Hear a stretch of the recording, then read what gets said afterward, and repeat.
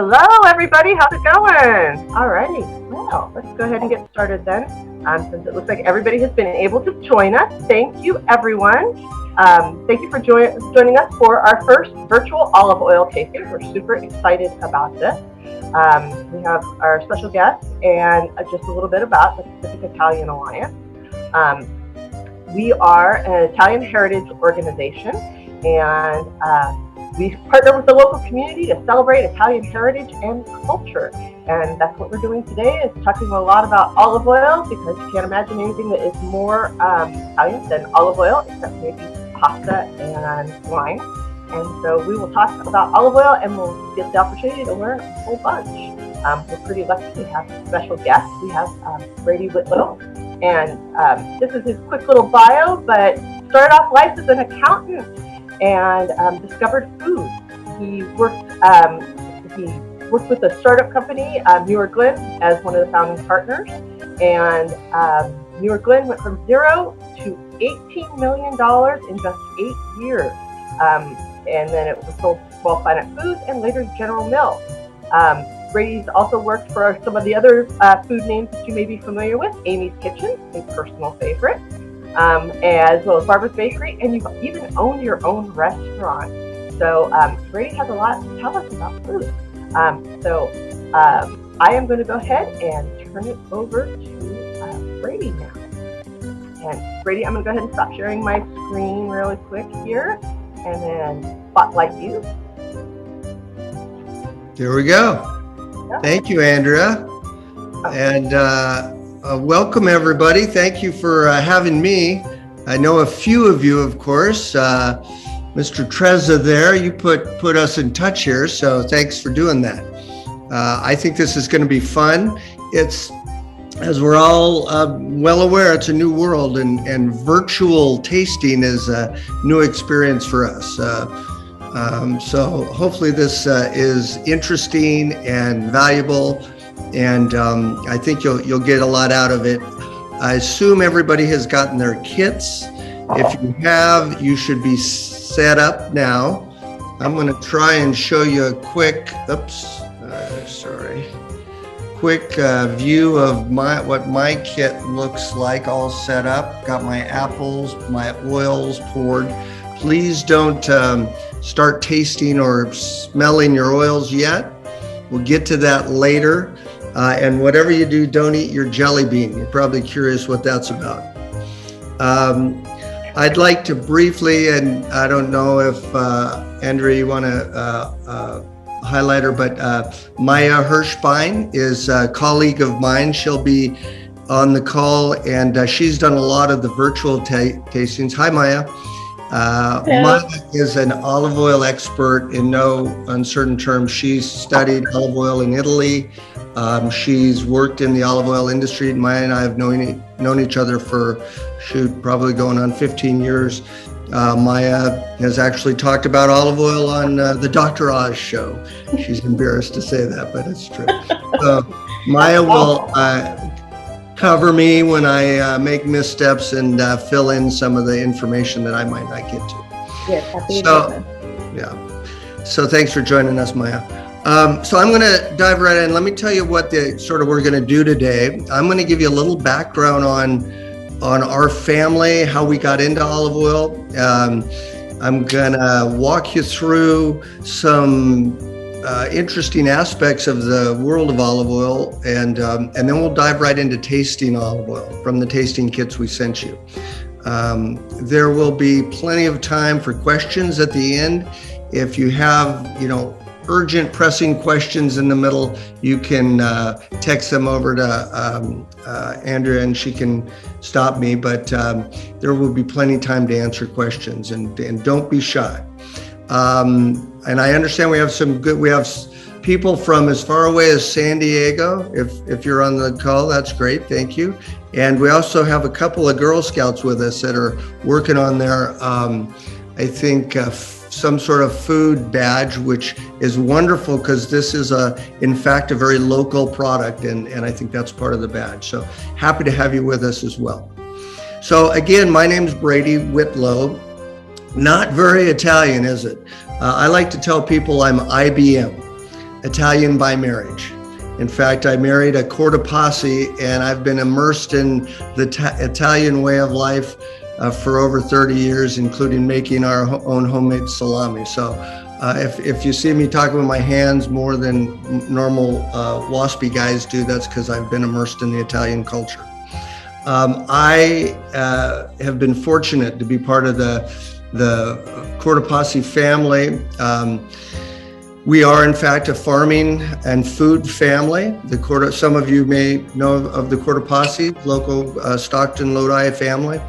My wife's family, her grandfather moved to the Lodi area in the 20s. And his oldest son, Dino, kept farming. And now we're at fourth generation farming because Katie's cousin, Trevor, is now farming for the family, Dino's grandson. So 4 generations of farmers in the Lodi area. Our patriarch, Dino, my father-in-law, is a very creative, innovative guy. He's always thinking about new ideas. That's how we got into the organic canned tomato business that Andrea mentioned. That was a big success that I was lucky to be part of. About 15 years ago, Dino pressed me to get back in the family and build this olive oil business. Dino had been thinking about olive oil most of his life because he'd gone over to visit relatives in Lucca, Italy, where there's an abundance of olive oil, but it was a difficult process, difficult to grow, difficult to harvest, difficult to mill. And he's always trying to figure out a better way. So I'm going to go ahead and start my PowerPoint here, Andrea, if you'd let me in. Hold on. All right. So can you see that? Okay, good. So I'm talking about Dino and how he has visions. Well, this is Dino, the short one, when he was a little less intimidating than he is now, farming with his father, Amerigo. Dino has been interested in olives for olive oil most of his life. What caused him to say, let's start growing olives in California is what you're looking at here. This is a picture of what we call vineyard style olive planting. And it's very different than what you think of when you think of traditional olive trees, the big, beautiful vase-like trees.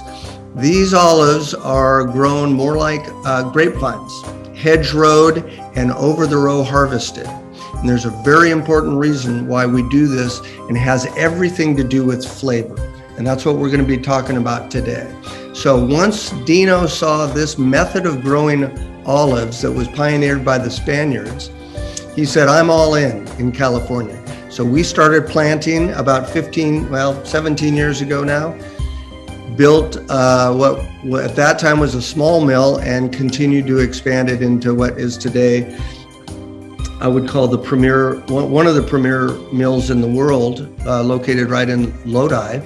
And we're not the biggest grower in California, but we are certainly the one of the biggest. We're the second largest producer, and I would like to think that we are the highest quality producer. So I want to get into what we're doing here today. Olive oil, one of the most important things that you should understand, and we're going to be talking a lot about today, and I know Maiya will weigh in on this to some degree. What's so important to understand about olive oil is it's a fresh juice. And in order to have fresh juice, you have to start with very fresh fruit. And there's a big difference between the way most of the olive oil grown in the grocery stores is grown and harvested, and the way very fresh artisan olive oil is grown. And even though we produce a lot of olive oil at Cordo, we use an artisan method and an artisan mentality that ensures that we have very fresh product. At the end of the day, olive oil, again, as a fruit juice, is all we're doing at the mill is it's like a big juicer. We're taking fresh fruit off the vines, we're cleaning it, running it through our mills, and we're effectively pressing the oil or the juice out of that fruit. So again, people think of olive oil. I have people come to me and say, oh, I have a wonderful olive oil that I got in Italy 10 years ago. And my comment is, well, I'm sure it was wonderful, but it no longer is. And we'll experience that today in the tasting. Olive oil is a fresh product that needs to be kept fresh. We'll talk about how best to keep it fresh and how best to maintain it. And one of the reasons why it's different from other oils is because the oil is in the flesh of the fruit, whereas a lot of oils are extracted through the seed or the pit. So they need to be heated or have solvents to extract the oil. So that's one of the reasons why olive oil is so healthy. It's also why it's perishable, because it is actually just juiced from the flesh. Thank you, Maiya. And one of the biggest questions we get asked a lot is, so what exactly is extra virgin? I don't get it. Well, extra virgin is a quality designation. It's a designation that was developed by the Italians and the European Union, the International Olive Council. It's a standard that tries to establish the highest quality for olive oil. And it's based on flavor notes, production methodology, and quality designations, both chemistry and tasting. The challenge we have in the olive oil world is that the extra virgin designation that's been developed by the European Union or the International Olive Council is effectively like getting a D in school. You pass, but you didn't do very well. And we'll talk about that when we go through the tasting, but really what that means is to have a very good quality olive oil, just like a very good quality juice, you have to start with very, very fresh olives. And let me give you an example. If you were to make orange juice out of moldy oranges, would it taste very good? I don't think so. The problem that the Europeans have, because they are by far the largest producer of olives in the world, the way they grow their olives, unlike the way we grow our olives, they have to handshake the olives off the trees in order to get enough olives off to make the oil. The only time they can do that is in the winter, after the olives have gone black and somewhat rotten on the tree. So the oil that comes out, or the fresh juice, is coming from past prime olives. So what you get is sort of off-flavored olive oil. Now, there's methods that they've developed to be able to get that oil just barely above the extra virgin grade. But when you taste it compared to a very fresh, fall harvested oil, you'll recognize the difference right away. And we'll do a little bit of that tasting in a bit. Any other thoughts, Maiya, on standards and the extra virgin designation? Yeah, it's the highest grade of olive oil. There are multiple grades, go to virgin all the way down to lamp oil. And in general, in the olive oil community, we tell people to only cook and eat extra virgin. There's no reason to really consume anything other than extra virgin. Yeah, and there's a lot of misnomers and misinformation about olive oil. Oh, gee, it's got a low smoke point. Oh, gee, it's not good. It's not healthy when you heat it up. That's not true. We're not going to spend any time on that today, but just understand what Maiya said, that you can use, especially in a home kitchen where you're not a commercial kitchen with high heat and high flames, you can use extra virgin olive oil or olive oil for anything, sauteing, cooking, pan frying, anything. All right, don't be afraid of olive oil. It's very healthy and very, very good oil for all aspects of cooking. Mm-hmm. So really the key here that we're talking about is the best oil comes from where fresh fruit and fresh oil meet. And what I mean by fresh oil, we know what fresh fruit is. Fresh oil is the way that the oil is made, maintained, and stored. Because you can have a very good oil from very fresh fruit, but if it's not milled correctly and stored correctly, it will no longer be fresh. It goes out of freshness very quickly. So the best artisan oils are those that you know are made fresh and are relatively young, new oils. You don't want to buy an oil that's more than a couple of years old max, and you need to know that it's been stored correctly. And we'll talk about that. When we go through the tasting, you'll see some of what I mean. But the people say, well, how do I know if it's fresh oil? Well, you really don't. I mean, until you know the brand that you're buying and taste it and know that you can trust it, you just don't know by the bottle. So there's things you can look for. We could talk about that later, but it's tough. All right. We're going to taste some oil. So I assume everybody has your kit pulled together. We have what used to be tasting notes we put down into a simple tasting guide, a one-page thing. You can have that for your reference. The key to olive oil, and I don't want you to take, if you put the tops on all of your cups, keep those tops on there. We're going to taste oil a lot like we taste wine. Okay, what's important is to get the aroma of the oil before you start sipping it. So we're going to swirl it and smell it, and then we're going to taste it. All right.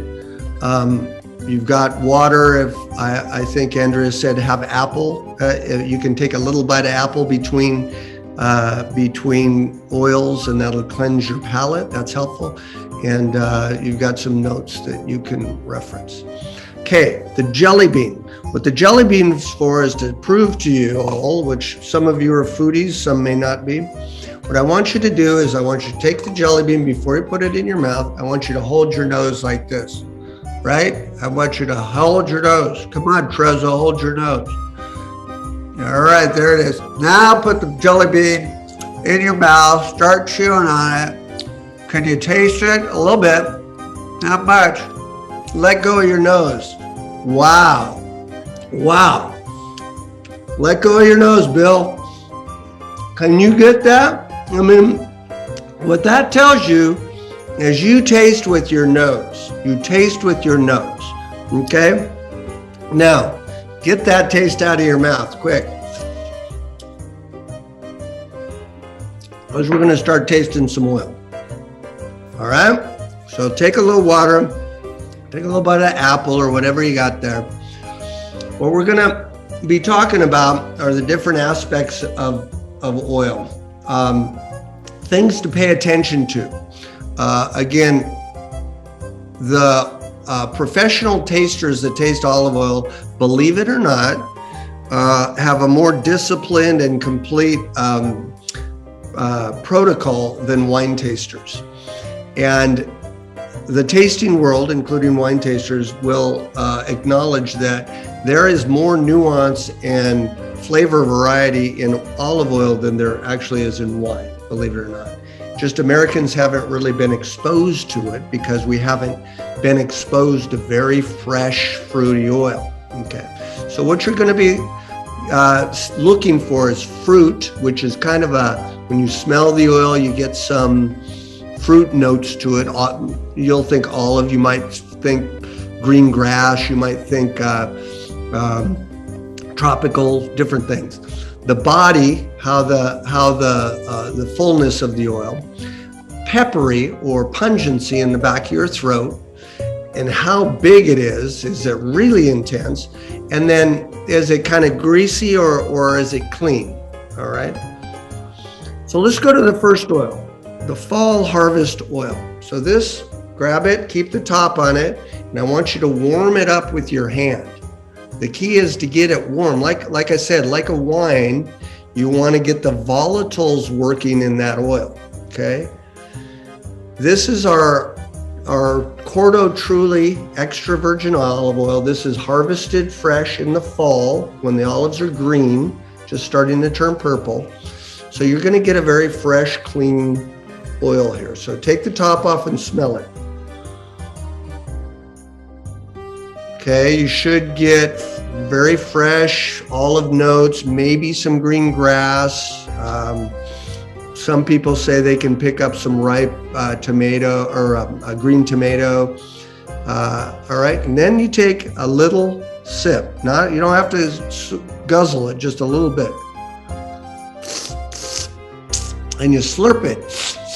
And it kind of coats your tongue and get it to the back of your mouth. Don't choke on it. And what you should get, this is a very fresh, clean, balanced oil. You'll get a little pepper. Yeah, I see a couple of people coughing.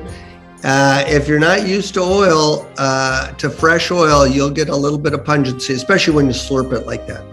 But you'll get, it's not real, it's pretty clean on your, I mean, when we say greasy, you'll know the difference between a fresh oil that's pretty clean and an older oil that's really greasy on your palate. You should get, I don't know, Maiya, what else are we getting here? You're looking for kind of the texture, you're looking for the aroma, and then you're looking for kind of how the sensation you have in your throat. So it's kind of those three things you're looking for. And the thing I always tell people is almost like your first reaction is the most important. So when you smell it, does it remind you of fruit? And it should. And oftentimes, as we'll go through a couple more oils, you'll notice that some oils don't remind you as much of fruit. They remind you of, smells that aren't as appetizing. So we just wanted it to instantly make you think of fresh fruit and vegetables, basically. So what the picture you're looking at here is the color of the olives when we're harvesting them in the fall, and the color of the oil as it comes off the mill. Now, color is not always an indication of quality or flavor. But it usually when you're harvesting in the fall, you're going to get a greener oil to start with. Okay. All right, everybody take a sip of water, cleanse your palate with your apple. And then we're going to pick up the next one, the winter harvest. Okay. Same thing, keep the cap on it. Again, remember you taste with your nose. So warm that cup. Warm it up in your palm, swirl it around, get it warm, and then smell it. And you get a distinctive smell. It's a little different than the first one, isn't it? Yeah. Okay. And then you take a sip.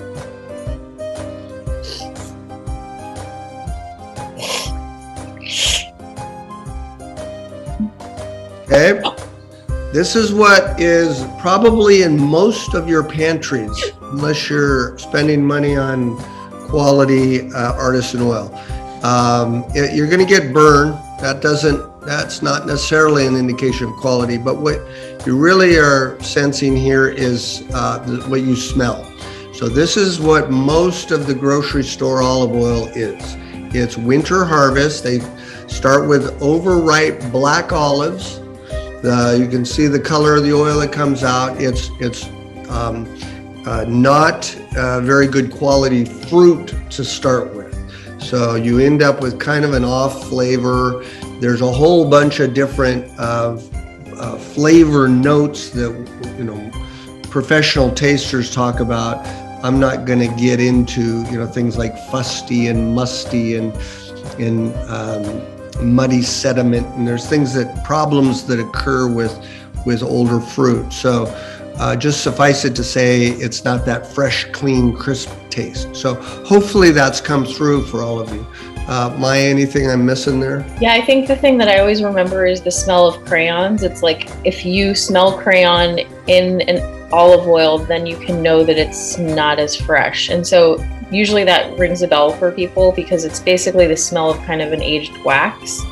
And that's true about any fresh oil, like peanut oil when it starts to age, or any oil in your kitchen. If you start kind of smelling your oils before you cook with them, you'll notice either the lack of smell, of fresh smell, and when they take on this like crayony aged wax smell, that's when it's no longer fresh.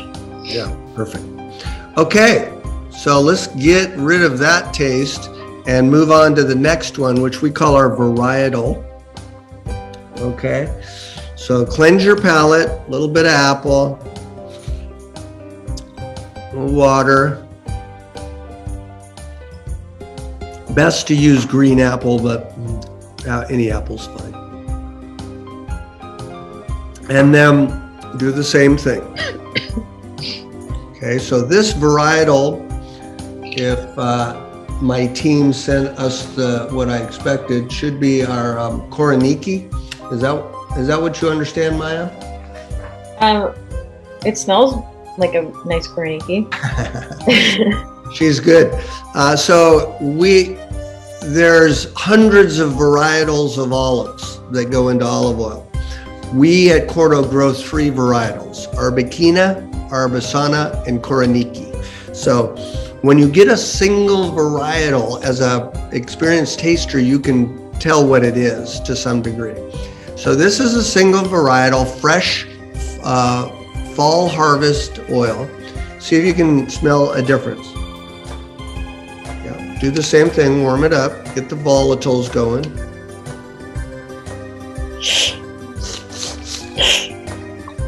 Little taste, little sip. Clean on your palate. Little bitey. I don't know if you would think that's bitier, more pungent, peppery than the first one we tasted, but typically Koroniki can be a little bit more pungent. But very, very different. It's different than the first. The first one was a blend of our 3 varietals. This one is a straight varietal. Okay. Anything that jumps out at you, Maiya, in terms of flavor notes? We often talk about 3 things with olive oil. We talk about fruitiness, bitterness, and pungency as the kind of 3 ways to describe an olive oil. So a balanced oil will have kind of equal of those 3. Sometimes you'll have an oil that's really overwhelmingly bitter, and none of these things are pros or cons. It's just a way to describe an oil. So some oil, for example, Koroniki is known for having more pungency. Arbequina, another variety we grow, is known for kind of being sweet and less bitter. So having the vocabulary to talk about extra virgin olive oil as you taste it is helpful. And to know that bitterness is good, pungency is good, fruitiness is good. It's not always good, but it's something to kind of be aware of and look for.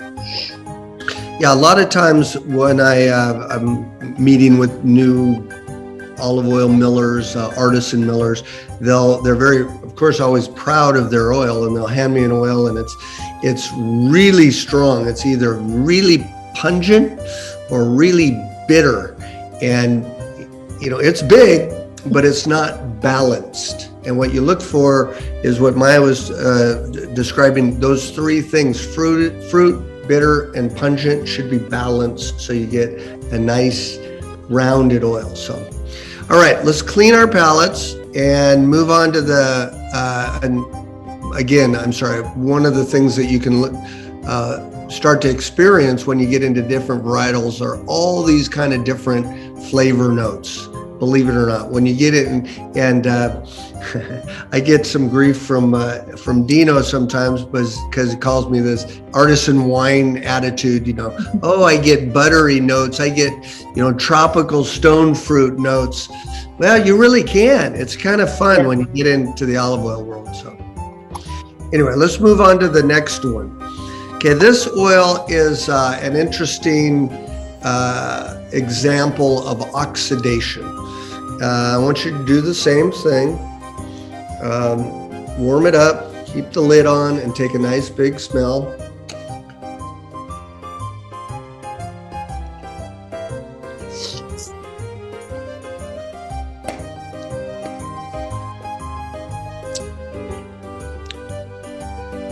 You still get pungency, that peppery in there, but what you'll get is there's a distinct smell of oxidation, and effectively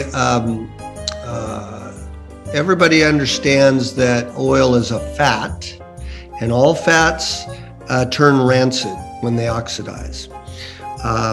It's not bad for you. It just, the flavor goes away and it becomes a very off flavor. There's a quick quick side note, everybody likes to talk about antioxidants, and olive oil is high in antioxidants, and antioxidants are this, magical ingredient that's healthy, and that's all true, but it's really a very simple thing. Antioxidants exist in all fruits and vegetables. They're nature's preservative. All they are is they're compounds that inhibit or fight oxidation. That's what keeps an apple from going soft until it starts to decay. It's what keeps an avocado from getting too mushy in the beginning. But as oxidation starts to break away at the fruit or vegetable, they start to decay. And in olive oil, you get this flavor, which is oxidation. Okay. This oil that you just tasted is the exact same oil that you tasted in number 3, the varietal, which I thought was a quite good oil. This oil is the same oil, but the only difference was we put it in a clear glass bottle and set it out in the sunlight for 2 days, and that's what it tastes like. So we'll talk a little bit more about oil storage, but that oxidized oil is just simply what happens to any olive oil when it is exposed to heat and light, heat, and air for any period of time. Anything I missed there, Maiya? Yeah, I mean, I guess if you're going to get into storage later, this is a really clear reminder of how we store our oil at home is going to really indicate how, we're going to take all the steps at Corto to make sure it's fresh when it gets to you, but also it really matters where you keep it in your kitchen. It matters like how hot it gets in your kitchen so that it stays fresh. Here's a picture of what restaurants are using to really make sure it's not exposed to any light or heat. So really make sure that once you buy something, you also make sure it's stored in kind of a dark, cool place in your kitchen. Yeah. So what we do at Cordo, I think everybody with this olive oil tasting has gotten compliments of PIA, a bottle of, or part of your package here, a bottle of our oil. We do still bottle a little bit of oil in glass bottles, but we as a company, we sell virtually everything we do into the restaurant world. And in the restaurant world, we package all of our oil in bag and box containers, specialty bags that have been developed to keep oxygen out and keeps our oil very fresh for as long as possible. So we're very focused on food flavor, and chefs recognize what we do in terms of keeping our oil stored carefully. We also, before we ever ship our oil, we store it in very secure stainless steel casks that are blanketed with nitrogen to keep all the oxygen off the oil. So we're very precise in the way that we store and maintain our oil, because oil storage is almost as important as fresh fruit quality. So what we're getting to here is the two most important factors of olive oil is the fresh fruit and the fresh oil. So time of harvest and storage and packaging for your oil. So as Maiya was starting to talk about, when people are always like, well, how long is an oil good for? Well, it depends. First of all, you have to get the fresher your oil is to start, the longer it will stay fresh. Because a very fresh fall harvested oil that's got that, big fruity pungent notes to it has more antioxidants in it typically. And so it'll fend off oxidation longer. But also if there's a lot of supermarket olive oils that are stored in plastic, probably not as good, And then when you get it home, yeah, keep it in a cool, dark, your pantry is fine. Once you crack the seal on your oil, a couple of months probably. Maiya, wouldn't you say? It depends on the oil. I would say as quick as possible. It depends on how quickly you're using your oil, but I would say less than that if you can. You want to up your intake and speed it up.